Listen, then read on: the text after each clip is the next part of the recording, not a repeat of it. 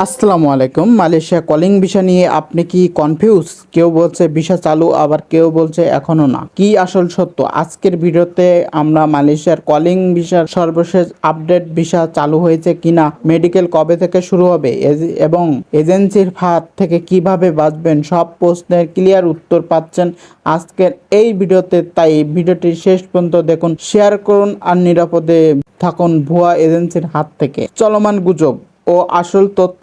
কিছু এজেন্সি বলছে calling visa শুরু হয়ে গেছে, কেউ কেউ বলছে মেডিকেল তারিখ দেওয়া হয়েছে, আবার কেউ কেউ অ্যাডভান্সের টাকা নিচ্ছে। কিন্তু আসল তথ্য হলো, অনেক ইউটিউব ভিডিও বা ফেসবুকে পোস্টে বলা হয়েছে কলিং ভিসা চালু, মেডিকেল শুরু হয়ে গেছে, ভিসা আসছে, কিন্তু এসবের মূল উৎস কোথা থেকে এসেছে সেটা কেউ বলতে পারে না। আমরা যদি মালয়েশিয়ার অফিসিয়াল ইমিগ্রেশন ডিপার্টমেন্ট ওয়েবসাইটে বা তাদের অফিসিয়াল সোশ্যাল মিডিয়ায় যাই, তাহলে সেখানে এখন পর্যন্ত কলিং ভিসা নিয়ে কোনো প্রকার ঘোষণা, নোটিশ বা নীতিমালা আপডেট নাই। তাই যেসব এজেন্সি বলছে ভিসা চালু, তারা আসলে অফিসিয়াল লিঙ্ক বা প্রমাণ ছাড়াই বলছে।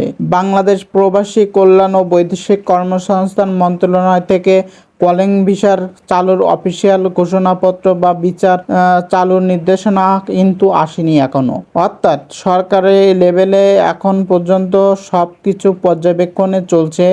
এখন পর্যন্ত কিন্তু কলিং ভিসা চালুর কোনো ঘোষণা বা নীতিপত্র কিন্তু প্রণয়ন করা হয়নি। তবে আলোচনা চলছে জুন, জুলাই এবং আগস্টে ভালো কিছু আসার সম্ভাবনা আছে।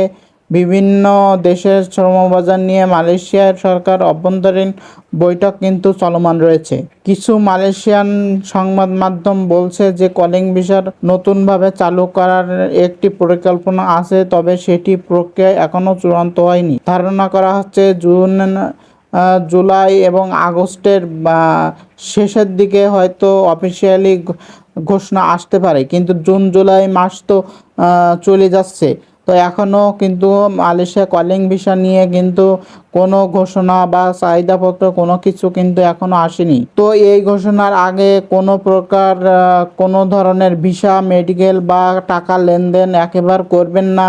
তাই মালয়েশিয়ায় কলিং ভিসায় যারা যেতে আগ্রহী, তারা কোনোভাবে টাকা পয়সা দিয়ে কোনো এজেন্সির ফাঁদে পড়বেন না। কারণ এখন যারা বলছে তারা কিন্তু ভুয়া বলছে যে মালয়েশিয়া কলিং ভিসা খোলা রয়েছে।